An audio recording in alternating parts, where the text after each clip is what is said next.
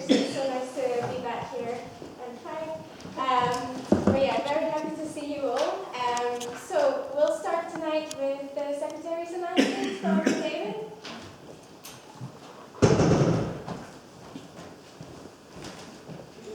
Well, good evening, everyone. We've got a few announcements, a few events coming up. The first ones we have is our Acre Road evenings. We have a couple coming up. The first one is on Thursday the 3rd of November, and then the second one is the following Thursday the 10th of November.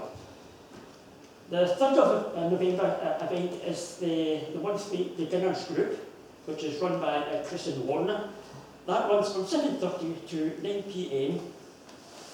and the subject for that night will be telescopes and binoculars. The next event takes place on Sunday the 13th of November, which is the monthly Observers group, which is run by Robert down the front here. It's a Zoom meeting, so details and a link will be sent out near the time. After that, we have the next members' night at Mocked Up Country Park. That takes place on Tuesday the 15th of November, 7 p.m. to 9 p.m. I've got word here about a couple of public outreach events. The first one is at ASG'S Lochwinnoch on Friday 11th of November. I'm not sure of the starting times for those for that night, but we'll send details nearer the time. And we also have a couple of public nights at Mocked Up Country Park as well, so these will be open to the public. Again, I'm not sure of the times of those either, but we'll send out the details. 7 o'clock to 8:30. They're actually ticketed events and they're sold out at the moment. So if you want to come along and show people telescopes, you're welcome to do so. Now, just one final word about membership forms. If you want to, you can pay your membership tonight. Ewan is down near the front here. Okay. That's it, over. Alright, thanks David. Alright, so as you can hear, by becoming a member, there's so many events that you can come to, and lectures are really cool, and it's also really good to get to see the stars yourself, through binoculars and such. But yeah, tonight's speaker is Dr. Conway from the University of Glasgow, and also our state president of the Society of Astronomy. And yeah, he'll be speaking about the newly built Tomney Memorial Observatory. Right. Thank you, Laura.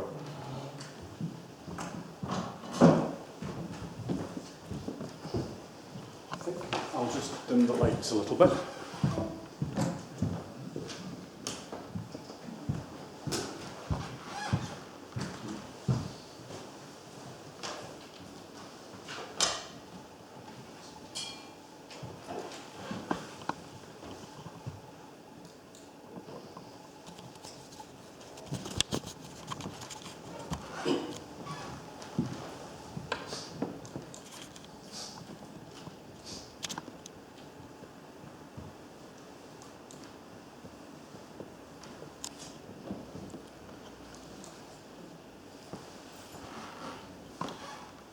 I forgive you for thinking that these were taken with the James Webb Space Telescope or the Hubble Space Telescope or one of the many giant telescopes that we've placed on mountains on Earth.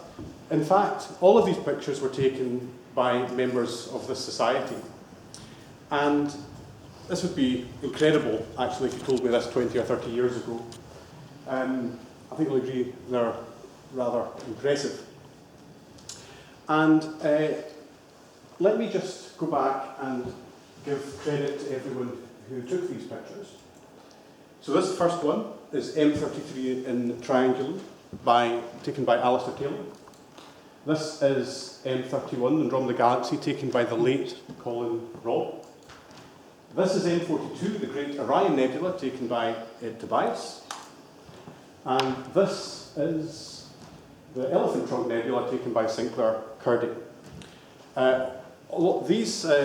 Such images as these and more from Richard Foxley and also Robert Law down here have gone together to form our calendar this year, which is down here at the front if you're interested at the end. Please come and have a look. So could I ask you to put your hands together to thank these people for donating their images and all their hard work and the beautiful images they've produced.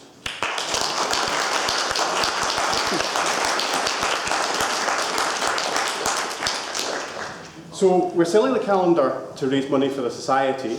I'll say more about that later on, why we need to do that. But there's another serious point here, is that if you want to start out with astrophotography, if you're starting out, you don't need to spend a lot of money. You can actually do something, even just by holding a smartphone over the end of a telescope and doing a paparazzi, just hitting the take photo button over and over again. That produces some interesting results sometimes. But as you get more serious, you have to spend more money. And to get to the level of equipment we are taking pictures of this quality, not only is a lot of it down to the experience of the person taking it and all the time they've put in, all they've learnt, but there's quite a lot of money involved too. We could easily spend the price of a small second-hand or maybe even new car on equipment to take photos like these. So there's a price barrier, but one thing we'd like to do with the Astronomical Society of Glasgow is remove that for people. So you can come and use the equipment that we've got, and that is one of the reasons that we're very excited about the Eric Tomney Memorial Observatory.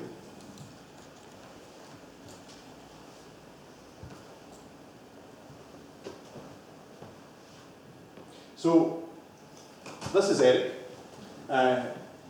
We lost him in 2013. He was a very enthusiastic astronomer, president of this society, and when he died, rather too young I think, he left a substantial amount of money, and some of that came to the society. He also left money to other good causes, including as a prize at the Open University.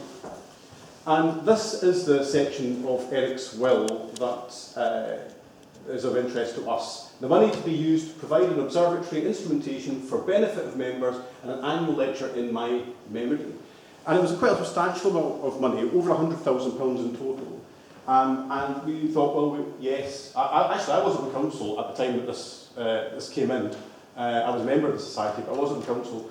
And the council at that time said, yes, let's do this. And then very soon afterwards, Julian Gibson recruited me into the team. And one thing led to another, and now I'm here somehow. So, building an observatory is easy. Yeah, I can hear laughter. Very good. So you specify what you want, you get the design, you get it approved by the council, you build it, and then you do astronomy. Well, if only life really were that easy. Now, in the early days of the project, a person who really kept us organised and kept us together was Craig McNay. Where are you, Craig? Craig's standing down there. So I'd like to thank Craig for that. But there's one thing he did, and I don't know if you remember this, Craig, and apologies if I've misrepresented it in any way, but Craig went up to a flip chart or whiteboard and he drew a graph that stuck in my mind, and it was this one. So this is my recreation of Craig's graph. Right, so, I've got my laser pointer. Where's the laser pointer? No, I put it down somewhere and now I don't know where it is. Here's one. So you've got enthusiasm on the vertical axis here, and you've got time going along the way. So you start off, and that's when the will comes in. This could be any project really, and there's a huge amount of enthusiasm. And you dream of great things, and you have high hopes. And then reality hits, and enthusiasm takes a dive, and you bumble along for a bit. And if you're lucky, and you keep at it, it might get done, and then enthusiasm takes off again. And that's where we are now. We're here. What I don't want to say is what happens next is probably is a peak. That doesn't carry on forever. But we're not going to think about that. We're here, and we're going to be happy. So, now another very important person who was a driving force in the project early on was our treasurer at the time, Tom Claxon, and you see his initials are here, TC. And I've put this as an example of just, we didn't approach this very seriously. We spent a lot of time choosing the site where we might put the observatory. So Tom Claxon, his day job, I should say, was sorting out red tape and regulations for medical practitioners in the NHS, which, as you can imagine, is not an easy job. And I have to tell you, all the medics that I knew that met him really liked Tom. So he was doing a good job and a very difficult job as well. But he brought that vigour and that organisation to the project. And you see, this is the questionnaire for the Murdoch Country Park, where we ended up putting it. And we scored it in all different areas, and we did this for every site. So there was Murdoch, there was Whiteley's Wind Farm, there was Auchengillan Scouts Camp, and there's two others which I forget, which got ruled out fairly early on. But what we didn't realise is, Eric didn't put this in as well, but he had told the executor, as an old school friend of his, that he wanted it built at Murdoch, because that's where he and his friend, the executor of his will, went fishing apparently. But and we only discovered this after we built the observatory. I wish he'd put it in the will. So if you're ever leaving a will, do put stuff like that in the will, because it just didn't say it. Right, so, that's gone the wrong way.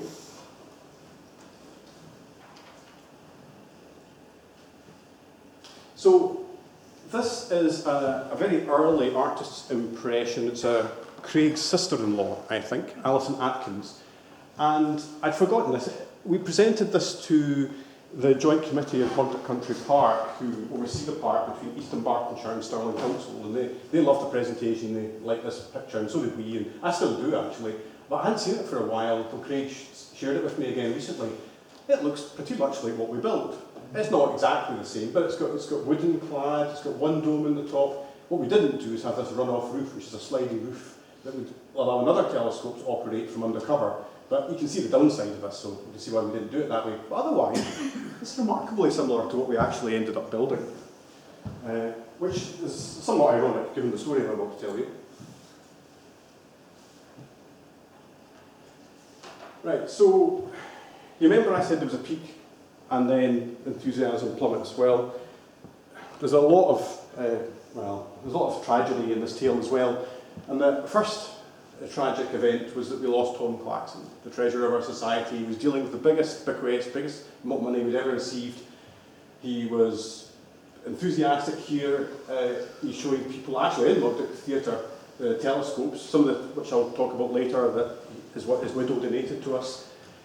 But we lost his experience, we lost his financial control, but we lost a friend and a fellow astronomer as well. And that's, that is why, that's going to hit your enthusiasm, and it did, It was really quite a shock all around, not just on the practical level, but yeah, an emotional one too.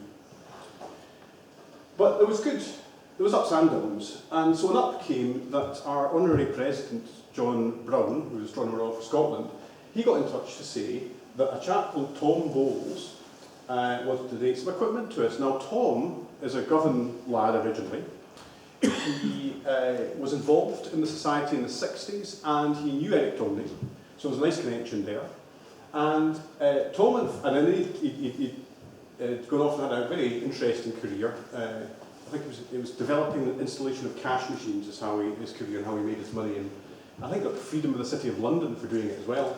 Anyway, he ended up down south in Suffolk, which is where this observatory is. And he used this observatory, so this is a shed, a runoff roof shed, so it comes off completely on these rails off to the left, exposes two telescopes, and there's a third telescope in this dome here. And Tom, with this is 20, 25 years ago, automated this setup, has these three telescopes, imaging galaxies, or rather, analysing galaxies is probably a more accurate term, to find supernovae going off in them. And he filmed more than any other individual, certainly any more than any astronomer. A very remarkable chap is Tom. Anyway, the reason he got in touch with John Brown and wanted to donate some of this kit to us is because he'd been diagnosed with a rather nasty form of cancer. In his own words to John, he was a goner, but he wanted his astro kit to go to a good cause. So that was the idea. And we said yes, but the trouble was he was in Suffolk and we were in Glasgow. So we went down and to collect it, we had to dismantle it and bring it back to Glasgow. Including this dome, two large C14 Celestron telescopes, two extremely heavy mounts, and all kinds of other stuff that came with it. So that's Alex Dimitru, who's another of our treasurers on the left there. It's my friend Andy Barclay. I invited him because I know he goes to the gym a lot and he's quite strong. Also, he is strong. He's one of the few people, the only person I know that's got a differential equation tattooed on his arm. So he's strong and he's brainy. Not an astronomer, an earth scientist. And this here is the man who said Tom Bowles. Now, I was expecting Tom Bowles to be in bed at death's door, but no, he put his anorak on, came out on this horrible dreich day and helped us carry stuff about. And I was like, I didn't want to say, but Tom, I thought you were dying. But anyway, he didn't die, he's still with us. Isn't that nice? And not only that, not content with getting the freedom of City of London for cash machines, not content with being the amateur supernova hunter extraordinaire, he's now a novelist and he's written 3 books. So do have a look at Brad Willis' Dark Energy, which is the first one in his series. I'm sure he puts quite a bit of science, and knowing Tom, he's done it well. So we loaded all this in the back of this Luton van, so the dome, 2 telescopes and all the rest of the gear and the mounts. We drove it up to Glasgow, and then it got put in garages and sheds for longer than any of us wished. So let me explain why. Right, so this is the first full design we had of the observatory. So originally we just had one dome, but then Tom gave us another one, so we thought, oh, we'll stick that in the end. So the observatory got bigger. Whilst we've got architects, they did a good job of putting these designs together. I don't think we did a great job of really keeping our ideas under control, and of course architects love to build exciting things. So this, I think we all had the feeling this had got rather bigger than we'd wanted. But that wasn't the problem. We got planning permission to build this. So planning permission is all about the outside of the building. How well does it fit in? What do your neighbours think? That was all fine, we got that. But then came building control. And in building control, they want to know what the inside of your building, is it safe, is it accessible, how are people going to use it, who's going to use it? And they came back and they said, you have to have a toilet. And honestly, you would not believe how much effort, how much time we spent talking about a toilet. You know, in fact, we joked that it was now becoming the Eric Tomney Memorial Toilet. Because it was, yeah, now put this in context, the reason this was such an issue is we have to be off-grid because we can't afford to run a cable from the visitor centre to the observatory. Why? Because it's a bit of a long distance, it has to be, it's a public space, it has to be buried to a certain depth, and there's rock just like a centimetre below the soil in many places. So we had to rule out being on-grid, we went off-grid, which actually turns out not to be a bad idea in the current climate, but that wasn't the reason, it was just practically too expensive. So the thought of putting in water, sewerage, no, we're never going to do that. Chemical toilet might have worked, but we didn't want a stinky chemical toilet. We didn't want to pay all the money for it, take up space in the observatory. So we didn't really know how to deal with it. We tried talking to the building control people at Stirling Council who own the land, but they just, no, they've got their categories, and we were in this category because we wanted to do public outreach. That was the problem. We'd said that, and so we're now stuck with the toilet. And we didn't feel that we could afford it, and sadly, the project went into limbo for a couple of years. Nothing happened. We didn't know what to do. I should also say, we're doing this in our spare time, and you feel bad and you feel like, oh, we need to get this done. But, you know, some of us, we'd lost, Tom Claxton had died. Others, including myself, had seriously ill family members, people to look after and care for, kids and all the rest of them, day jobs. You know, when something like this comes along, enthusiasm is low, you just don't know how to move forward. But there's something called serendipity or chance, or some people call it happenstance, where some things happen and they work out somehow. And in fact, science and astronomy is very much based on that.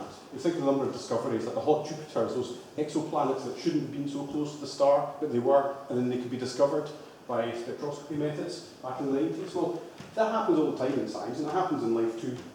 So we went to this, it was the anniversary of the moon landing in 2019, back landing of course being 69.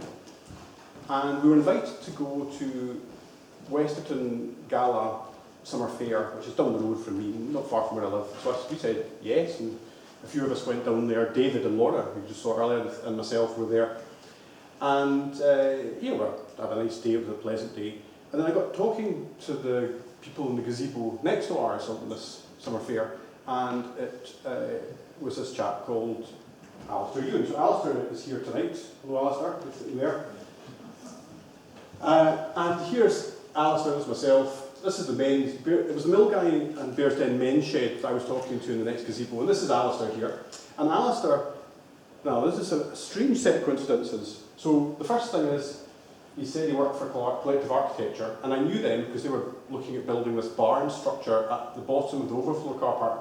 We were going to build ETMO at the top. So I'd heard about this, and we knew about it. Oh, that's a bit of a coincidence. Then he said he was at school with Eric Tomney, the same school that I went to. And the executive Eric Tomney as well is his brother-in-law, I discovered tonight. So it's a small world.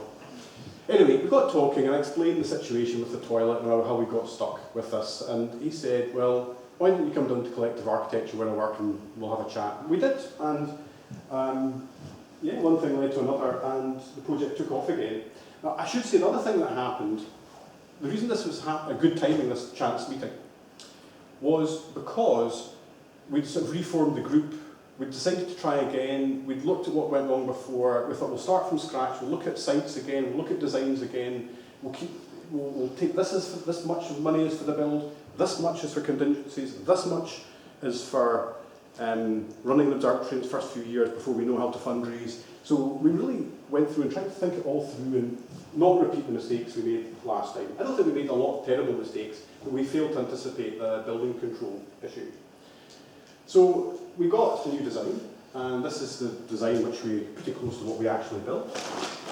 And the main differences are we don't have so many solar panels, and we didn't put ETMO in giant letters in the front. But otherwise, it's pretty much what we built and where we built it. And this second design was much more tightly specified. So we made it much clearer what our constraints were. And we wanted to get it built soon. We didn't want to hang about, we wanted to get it done. And so the project kind of took off again. The person who designed this building was Kat Liggett at Collective, and she left, and then Cathy Houston took over. And I'm very grateful for all the efforts that they put in. But then tragedy struck again. Just as we were getting off the ground, somebody who'd been behind the scenes encouraging me, John Brown, or as I mentioned, Astronomer Royal for Scotland and our honorary president, he died of a massive heart attack late 2019. And John was my PhD supervisor and a good friend of mine in later years. We used to meet up and go for lunch and go around to each other's families. I stayed at his cottage in Skye where he died, actually. Yeah, so it was a real blow to me that he wasn't going to be the person opening the observatory. You know, again, he was really looking forward to it. But the other week, I took his wife, Margaret, up to his widow, Margaret, up to the observatory, and she said something that really pleased me. She said John would have loved this observatory. She said he would have liked it.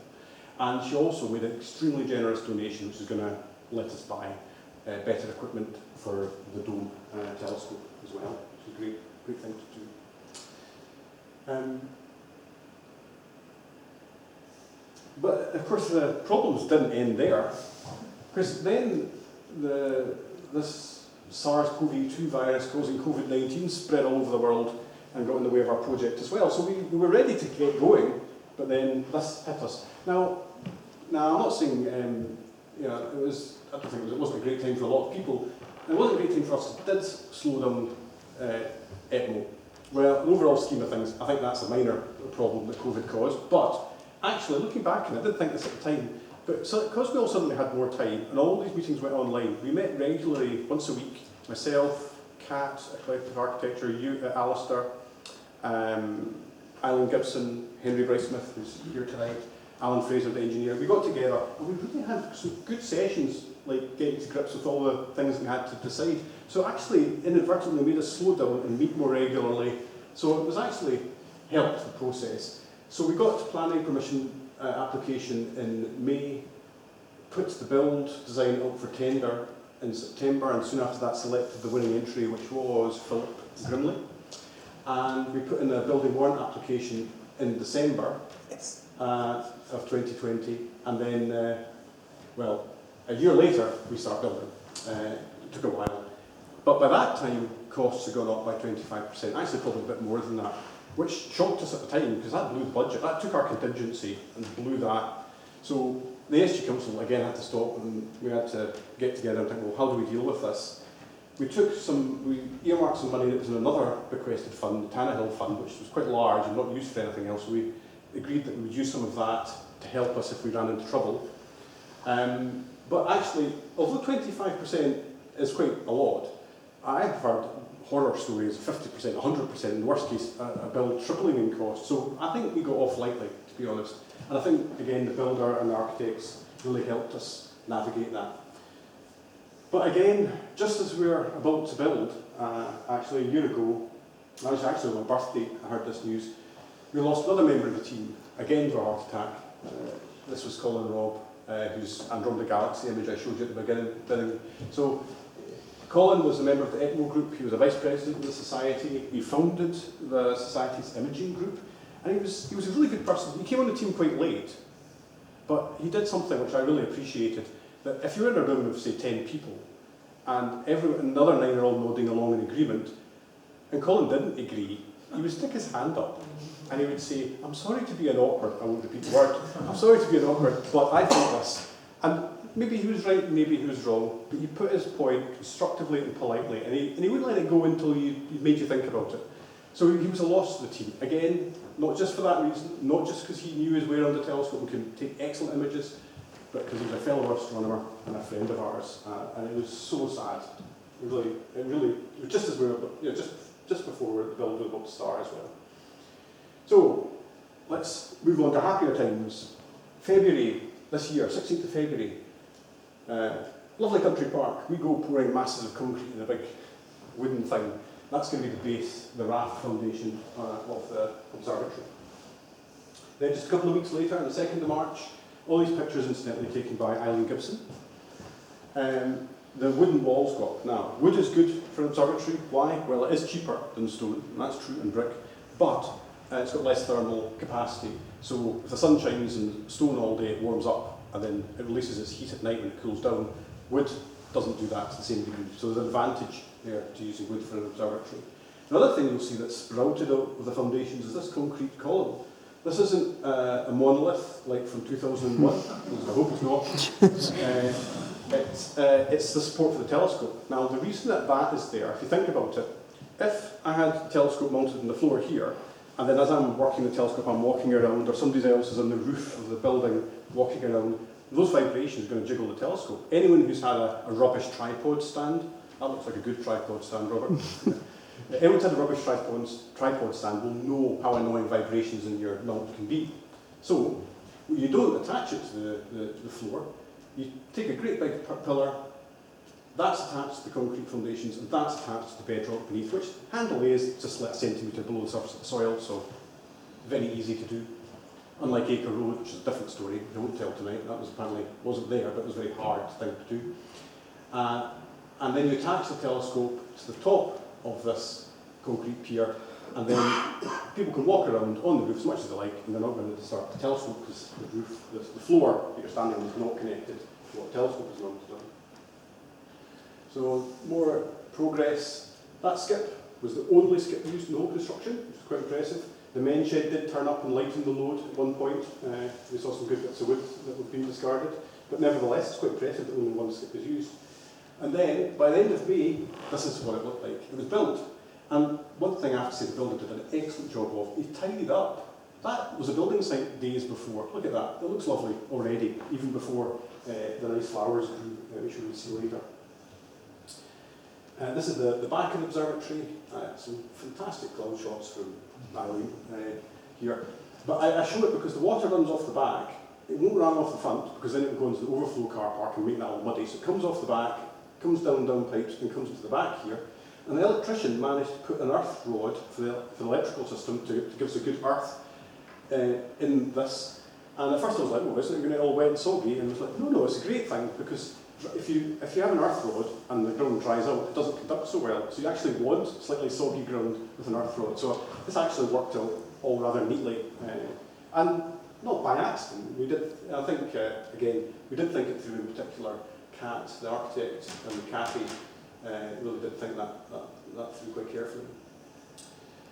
So here's inside. There's Julian Gibson, husband of Eileen, and myself, and Eileen, I think, could make an excellent estate agent photographer, because it actually doesn't, not as big as that, I don't think, but maybe it's because it's full of telescopes now, it doesn't feel as big as that.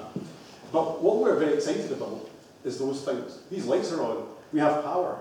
So Julian got a small solar panel, a 12-volt battery, it's a small one, and we got a little inverter, and we powered up the observatory. This is the first time it actually was powered up, so we're quite excited about that. Now I should say at this point, this is June, we're not actually able to use the observatory yet because there's a bit of paperwork to do with the building warrant amendment that hadn't been completed. We're waiting for Stirling Council to get back to us and say the changes we made are all fine. So we had the observatory, we could maintain it, we could go and test the electrical equipment, but we couldn't actually use it or do anything with it at that point. But by the end of August, we had word that we could at least bring some equipment to store there, even though the paperwork still wasn't done. And so this Sinclair and myself carrying this telescope, which was stored in Craig's shed for 6 years. 3 years. Was it 3 years? Oh, yes. That was like 6. Yeah, so it was in my garage for 3 years. Yeah, then 3 years. Yeah. So it got about this telescope. It turns out the box was heavier than the telescope. Most of the weight was the box. So it didn't really take 2 people to carry the telescope. And here is Sinclair looking at the telescope. We didn't know what condition it was in, because it is over 20 years old, and as I say, it had gone on an adventure in those 20 years. But you can see it's actually quite good nick. But hang on, what is this? You see that little blob there? Just here? A little blob. That's what Sinclair's looking at.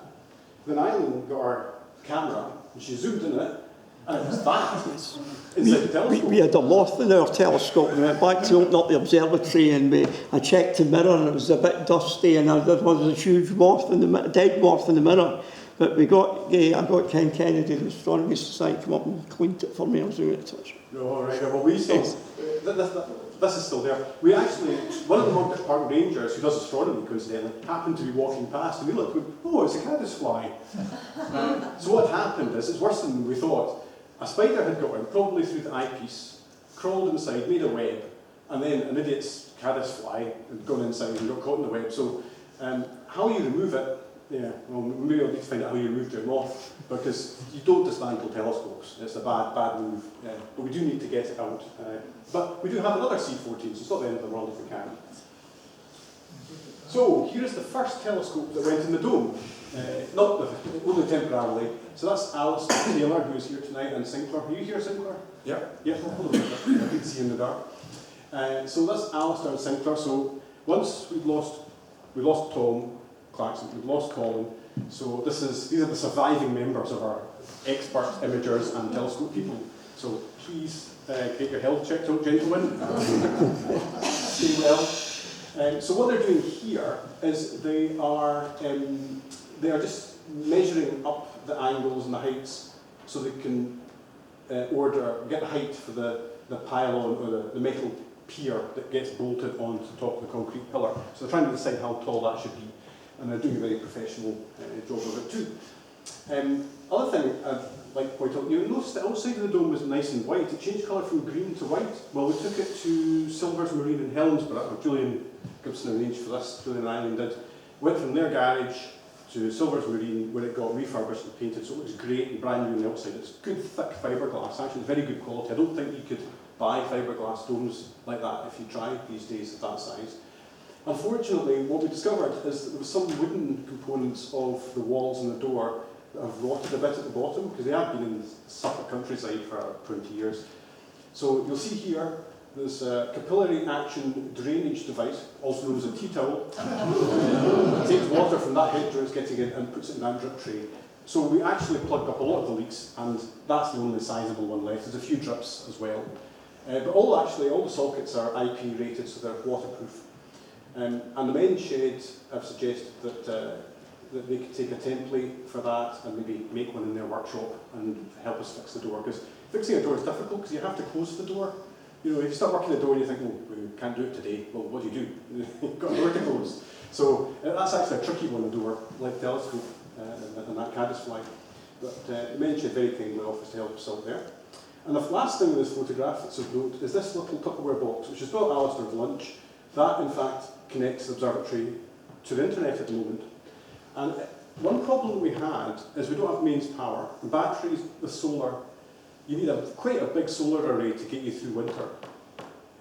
And the reason was, when you looked at it, is because there's some things you would want to leave on all the time, like a mobile router and some other bits and pieces in the observatory would need to be left on 24/7. So we, for security, and so we could access it remotely to check things are okay. And it was going to cost £12,000 for those solar panels and batteries and all that stuff. That's quite a lot of the bill that money we didn't really have after the prices had gone up. But in this little Tupperware box is a little microcontroller which runs in microamps, consumes less than 1 milliwatt most of the time. And on that, and a little battery, that can go on, it goes on for 4 weeks. With a small solar panel attached to it, it will go on indefinitely, even in winter. And the idea is that takes away the base load power to the observatory and makes us ultra efficient when the observatory is not active. If it receives a message from the web server, it'll wake up and it can power up the rest of the observatory once we've got that sorted out. It currently has a passive infrared sensor, so it will be woken up if anyone enters the observatory. So far, there was a joiner who went in without telling me first, which was very naughty, and it went off then, and then it went off because of a ghost recently. Nobody there. So it's two theories. My preferred theory was Tom, John, Eric, and Colin having a party in the observatory. That's my preferred theory. The less impressive theory is that it was the battery was just getting a bit low at the time and it reset itself. So you pick your theories. So that, I think, is going to be the basis for keeping our power consumption down quite low and save us a lot of money. But anyway, let's get on with the astronomical equipment. So we have here the mount that our expert team have selected, the Skywatcher EQ8 Pro R. I'm not going to go through all these details, but I'll put them all up for the people that are interested. It can carry up to 50 kilograms. It consumes 55 watts, that's probably peak, much less than that normally. But look, 50 kilograms, resolution approximately 0.03 arc seconds. 50 kilograms, can point it to that resolution now. Okay, the sales brochure stuff, so maybe it can't quite manage that. But just to give you an idea, you might have heard us discussing last month with Beth Biller about what a few arc seconds was. Well, to give you another idea, the moon is half a degree across. You can imagine a degree in the sky is quite small, really. A 60th of that is an arc minute. A 60th of that again is an arc second. And this is 30 times smaller than that. That's pretty impressive when you're steering 50 kilograms of kit around. Well, our telescope is considerably lighter than 50 kilograms. I don't think ours is 20. I think this is a slightly newer model of Celestron C14. But the specs are the same. That mirror diameter is 14 inches. It's a Schmidt-Cassegrain design, so it's got a primary mirror at the back, curved. It's got a secondary mirror here, and a Schmidt corrector plate, which is like it's not really a focusing lens, but it's a kind of lens. Corrector plate is the correct terminology. And that means you can fold its focal length, which is almost 4 meters, down to this stubby little tube. And that focal length in inches is 154 inches. 154 inches divided by 14 inches is 11, so it's F11 telescope. And we probably want to be reducing that. Now, I don't have time to go on about what focal lengths and focal ratios are. If that sounded like a load of mumbo-jumbo to you, please go along to our beginners class and you'll learn a lot more about that if you're interested, which you have to be for astronomy. But that isn't the only telescope in the observatory. There are currently 7 telescopes in the observatory, including the C14. These 3 were donated by Tom Clarkson's widow, Anne, and we've got a few other telescopes, but these are probably the best 3.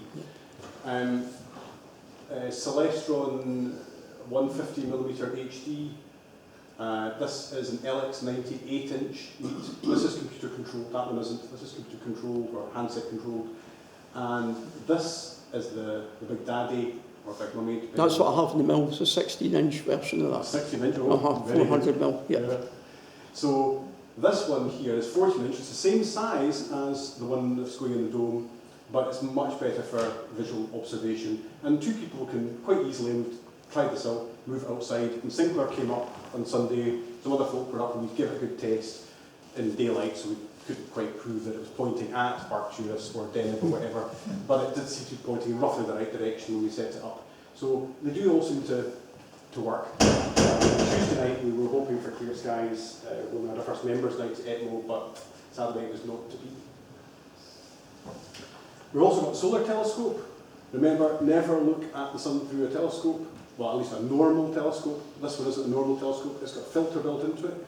You notice this Society's Coronado telescope, which it's called. Actually, it's quite small aperture, because you don't need a lot of light collecting power. In fact, you need the opposite, you need a very strong filter for a solar telescope. And what you need is just enough magnification to see the sun, and you can see sunspots, prominences. So hopefully we'll get that up soon. Solar eclipse, Tuesday the 25th of October in the morning. So hopefully we'll get that up to ETMO, and we'll pray for clear skies. So, what can you do with ETMO? Well, for members, we've got 5 events planned through the winter. The first was this Tuesday, the 18th of October. The next one's 15th of November. We're going to skip December because there's Christmas and there's other pantomimes going on at Mugdock. Then January, February, March, we'll set dates for that before Christmas. You can, as members, you can use all those telescopes in ETMO. There's a plethora of accessories and gadgets. I don't know what half of them do. Just look at them and wonder. But there's loads of them. So if you can identify them, you can use them. We're going to have impromptu events. Right, so what this is going to be is, if it's a clear night and you're thinking, I'd quite like to go to ETMO tonight, check the web page. You might get a message or an email saying that we're observing tonight. We're going to open up an observatory. That's weather dependent. But increases our chances of getting a clear night, of course, rather than these fixed date events. So we're still working through exactly how we're going to do that, because it does require certain people to be available. And as we go, more people will be able to operate the observatory, and there'll be more of these nights. So it's going to ramp up. So please bear with us. We're still working out how to do this. We've never run an observatory before in the society, so we're still figuring it out. It's a place to meet, but it is unheated. There's no heating. So that's fine. Most astronomers, observational astronomers, know that heating is not something that we need, and it's a bad thing because it makes the sky wobble, the air wobble, and ruins your vision through the telescope. Now, ETMO is battery powered. It's not, solar panels are there, but they're not operational yet, and they don't work at night, obviously. But so if you bring your own telescopes, you're welcome to do. Please bring your own power source if you can. You can even use your car, but don't get too carried away and flatten your battery. I will have jobs available should that happen. So bring your own batteries and power banks if possible. There's another practical reason. If you do plug into the observatory's power supply, then there's going to be a cable. Well, there's been lots of cables like all over the place coming out the door. So there's a trip hazard. So it would be great if you could bring your own power you've charged up at home. But we do have a modest supply at ETMO already. Operation, how are we going to run it? Well, all of what I'm saying really is proposals that we're discussing at the moment, so your feedback is very welcome. There's a limited number of key holders. We're probably going to keep that just for security. The more keys there are, eventually people can get them cut and we lose control of them. So for security, we're going to keep a limit to the number of key holders. You can park on the road outside, or we've got a key for the second gate to Mugdock, so we can open the gate and let people into the overflow car park next to the observatory itself, which is great. We don't need to get Mugdock staff out or anything, we can do that ourselves.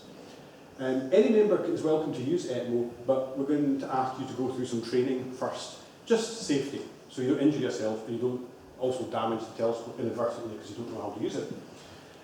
We started writing an operations manual, and the summary is already in the building, just with the basics. I'm going to flesh that out as time goes on. We've done a risk assessment, that's already there.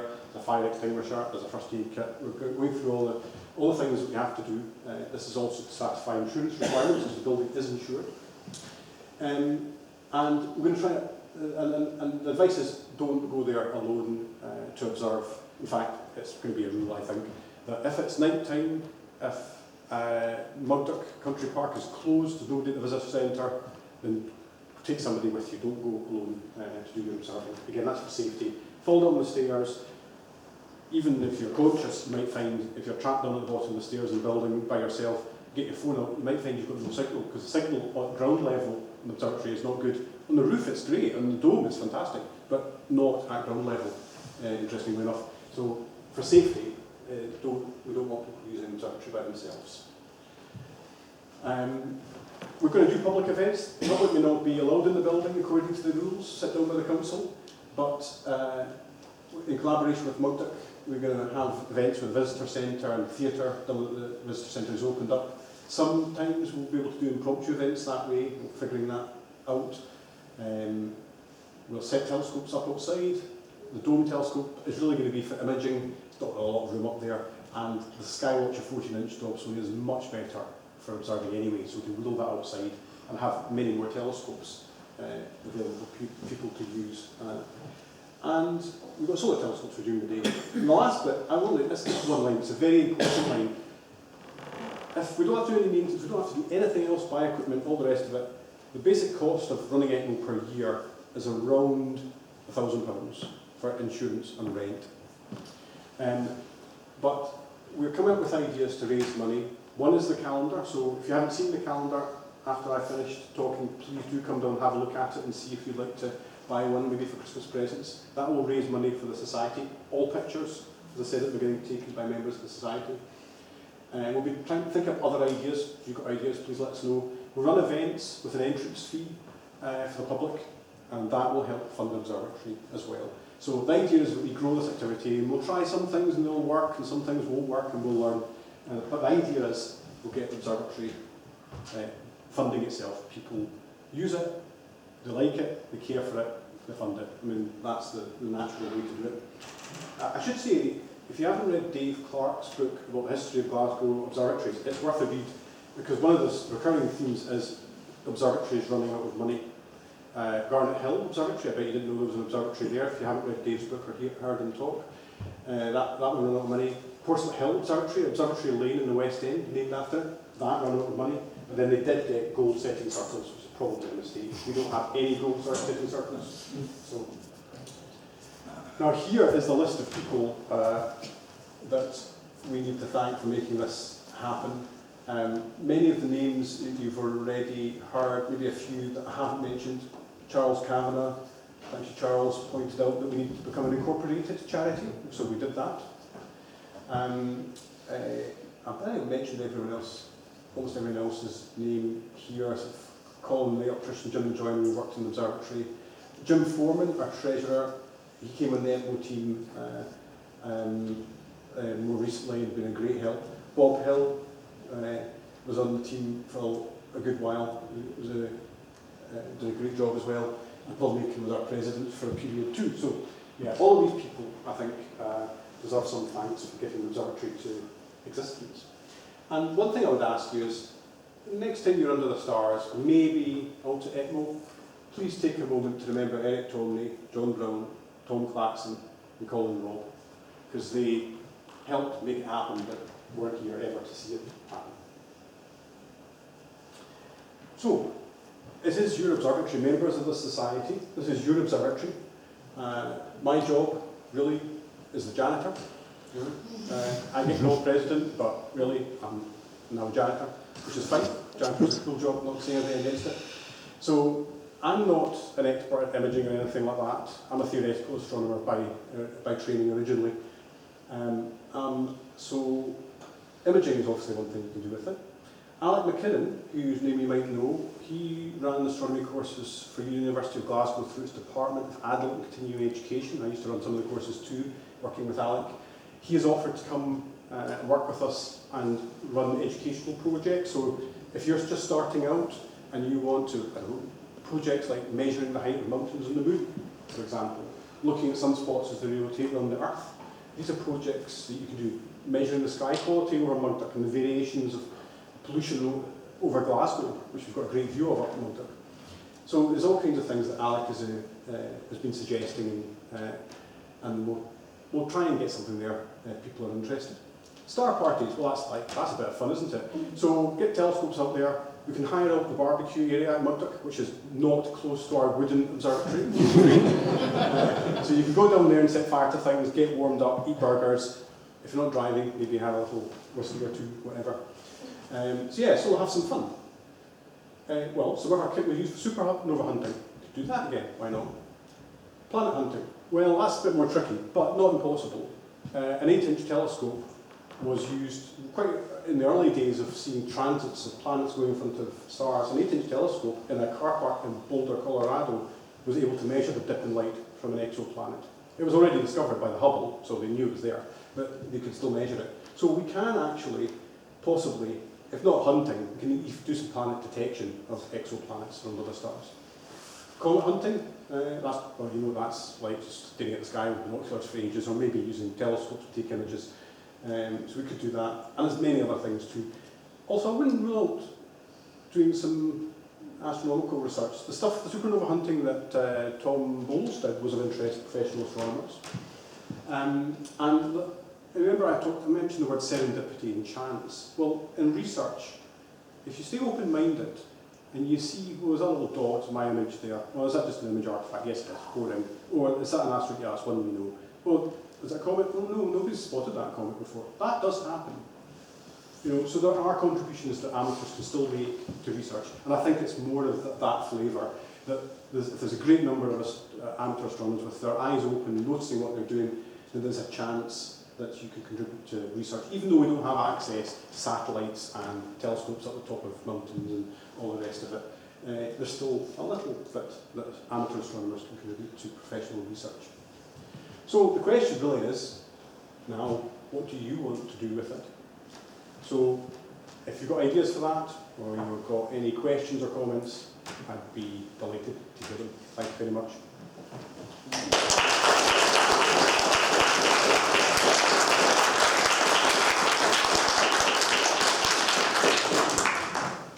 you want to have a Q&A? Yes. Yeah? All right, if anyone has questions, now's a good time for it. Alistair. I have a comment, maybe one other question. Maybe just to start off by saying that I don't think you've taken enough credit in what you've done for this project, the society as a whole, the last 3 years at least, where I've been a member. So I think that definitely deserves a round of applause.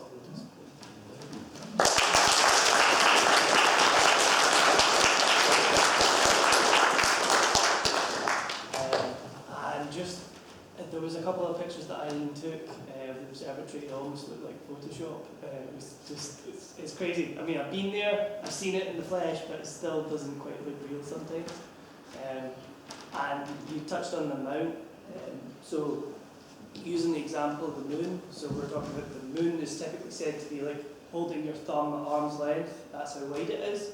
The telescope and the mount combination we're hoping will be as accurate or better than a human hair held at the same arm's length. That's the position. Wow. Okay. Thank you. I was going to ask you about the dome. Is that an Austin Roberts dome? It looks similar to the one that we used to have at Airdrie. It's a good question. The company that makes it is no longer in business. I believe it was based in Luton. Yeah, I think that's Austin Roberts. Yeah. I don't remember seeing it. If you look very carefully, because it's been painted and there is an embossed logo on the outside. Yeah. It's not a name I recognise. Fiberglass. It's fiberglass. Yeah. I don't think it's Austin Roberts, no. But I don't remember what it does say. It's left my mind. But next time we're up there, I'll have a check and let you know. I have a question about the transportation aspect. I've heard about it already, but I know that it's a bit out of reach, but we do have something set up for that, for accessing the dome. Yes, for getting public transport out there. Mm-hmm. So yes, so that actually, if you looked at that first questionnaire, that is one thing that Tom Clarkson and Mark Murdoch down for. It doesn't have public transport, except one time I was there recently, I saw a bus, and there's a bus stop at Murdoch. And it's not a scheduled bus. What you do is you phone up and you say, I want to go from A to B, and they'll come and get you from Milngavie train station. And apparently it runs till 11:30 at night, it claims. I don't believe that, because Murdoch Park closes at 6:30, so they can't get to the bus stop. But there is this on-call bus service, so there is that. And what we've been doing already is the matchmaking. So people coming with cars have space in their cars, and I have to say, for the members night on Tuesday, the people that wanted lifts had a choice of about 5 cars they could have ridden in. So people were very generous for spaces in cars. So that's a good question. We don't want people who don't have cars unable to get there. Don't worry, if you don't have a car or you don't want to drive at night, some people I know, I'm getting that way myself. I don't like driving at night with my bad eyesight. If you'd rather somebody else drove you, let us know and we'll matchmake you with somebody who can give you a lift. All right. Any other questions? Something just occurred to me. Yeah, just occurred to me. Are you going to have an official opening at some point, maybe even next year or something? Yes, that's a good question. That's a very good question. Yes, so we will have an official opening. It won't be this side of Christmas because the observatory isn't finished yet, so we will wait till we're finished.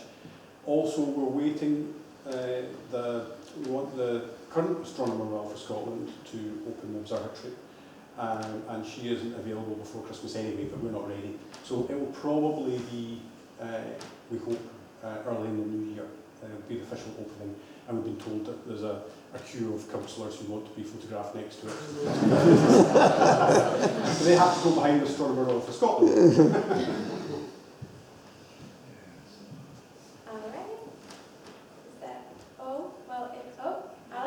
So just while we're sitting on this, there's at least one project I can think of where we can combine the research, supernova hunting, and do that with ETMO, which is there's a kilonova catcher program, which is a citizen science program that's open to any observers or any astrophotographers anywhere in the world. And it's primarily focused on follow-up observations for kilonova, which is the type of supernova you get when two neutron stars collide. And the reason of this particular interest to these researchers is because these should be strong sources of gravitational waves, which is a growing and becoming field for astronomy. Yes, and the field which you work in, Alistair. Yes. Yes. Alistair's being modest now. He's a researcher in gravitational waves at Glasgow University. So, what was it called? Kilonova? Kilonova catchers. Oh, that's a good name. I like it. It's led by a French group in Paris. There's an American one as well that I don't know the name of, but it's suitably obscure. And the other thing is that American Society for Variable Star Observers, they're all amateurs in a sense, but they do research quality observations of variable stars, which is certainly something we can do. Oh yes, the AAG. Oh, yeah, I've come across their works, yeah. One thing I hope you will do will be planetary imaging, taking images with the 14-inch of Jupiter, Saturn and Mars. I'd love to see that. Mm-hmm. Even if you only do it when they're near opposition, you know, like we do the Hubble, you know, because that's what I've done on planetary. Everything's in the deep sky, but I like planets. You can even do the moon for you. Yes, the moon, obviously. Yeah.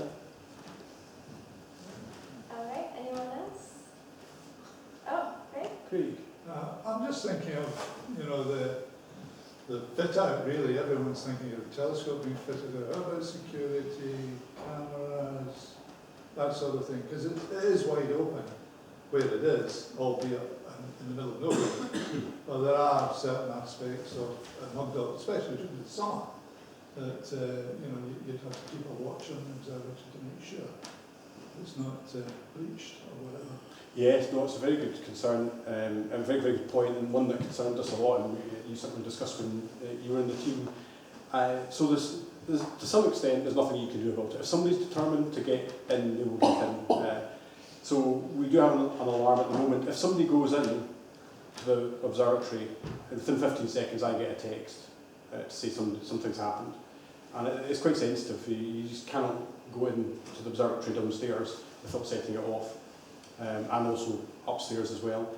It also logs it on the website, and we can easily connect cameras to that as well. So, yeah, so we will have that. Casual acts of vandalism, stuff like that, petty stuff from the, yes, some should we say high-spirited youngsters up there. Yes, I encountered them one time. I was up late at night, which now was against the rules, but wasn't then. And I was going to check in something, and it was twilight in August, and yeah, they were playing, but they were quite good natured. They were making a racket, but they weren't doing anything. They weren't the least bit interested in the observatory at all. And I say vandalism is quite rare up there. What does happen is there's been break-ins. There's break-in to Calder's Garden Centre, where they went for a safe. Professional thieves, not that professional because the police caught them and now they're locked up. So yes, it tends to be professional thieves going up there to steal specific things. So the message I would have, if there's any thieves present tonight, is these telescopes, none of them are new, they're not really worth an awful lot of money, they're quite heavy, and they're quite specialised. I think you'd find it quite hard to sell them without. Especially a pub in Glasgow. Yeah. It's quite hard to sell them without attracting attention to yourself. So find something else to draw. Our observatory really is not worth it. Yes. Yeah, hi. Just thinking, the scope is, the mount is controllable remotely. Are there plans to be able to access the images over the internet or something like that to members? Yes, so what I didn't mention, or I should have done, is that our plan is for public events is to take images from the telescope and wirelessly send them to the lecture theatre, so people can see them on the screen there. There's nothing to stop us putting them on the web at the same time, so people can watch what's going on in the telescope on their phones while they're there, or when they're at home. Or we could beam pictures up on a sheet hung from the outside of the observatory for people who are standing outside to watch. So all of that is possible. So yes, we definitely will have mobile transmission of the images. The remote control of the telescope is the associated question. That's more difficult because we need to drive the dome. So this dome was, when Tom's Bolt had it, automated, so it could turn itself and synchronise with the telescope rotation. We do hope to do that, but we've got to make sure the dome moves more freely first, and then figure out how to construct motors to do it. Because Tom Bowles had them and he gave them to us, but they were just short, they were too old. And he said they were also not that reliable. He said the design wasn't great. So I'll talk to Tom Bowles and see what he suggests for a better design. Yeah, that was always a problem at Airdrie, that the motor burnt out all the time. You couldn't use the telescope. It took forever to get the council to get it fixed, you know. Yeah. So I advise people not to have a motorised, and we've got a new dome at Airdrie. I made sure that there was not going to be a motor on it. Yeah. Well, it might be motorised, but have a clutch. Because at the moment, I can push the dome most of the way around with one finger at the moment, so it's quite easy to rotate. But it has a sticky bit which Alistair here from the main shed and I investigated and got some ideas of how to fix it. But it's not going to be that easy. But yeah, so it's a project for a few down the line, but not today.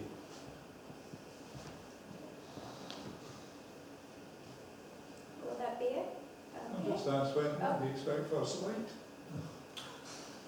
First light from the dome telescope? Yes. Maybe December, Alistair, Sinclair, what do you think? Yeah, maybe. I mean, it depends how enthusiastic Sinclair is, because I'll be away from basically 11th of December onwards. So Yes. assuming things arrive, yes. Okay. Let's say the new year, we might get a Christmas present, but I'm not promising. Santa may come early. He may be off on a cruise somewhere nice. I don't know. It's been, what, 7 years in the making? That's 6 years in the making? Yeah, 8. Yeah, well, the request came in 2013, so 9, you could argue. Yeah. Can I get a caddisfly back from inside the telescope? Well, Mount it, put it on the wall. it might not be from Paisley, it might be a Suffolk caddisfly. We'll do an autopsy and let you know. I'll send you down a moth tray. I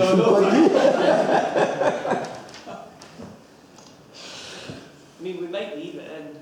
There's the famous solar telescope in America that has 3 bullet holes through it. It's still That's right, yeah. Is that the McDonald Observatory? And the guy with the gun. Yeah. Should we put no guns into the risk assessment? I know.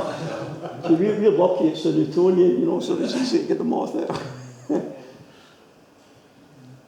Well, I mean, we've got 2, so we can try and spare. All right, I think we can wrap things up. Thank you so much. This was such an inspiring talk. I didn't think I would be so inspired, but it really is.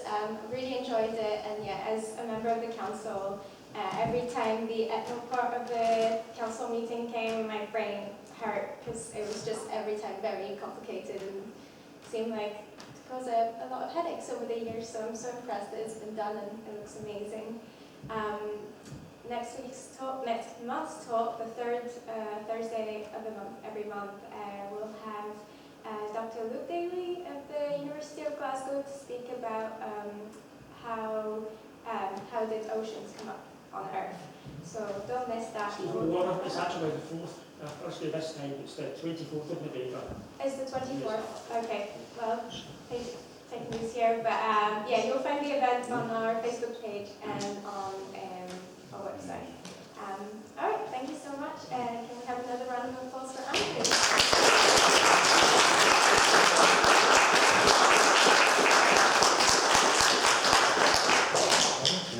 Please do come and look at our calendars. Oh yeah, the calendar.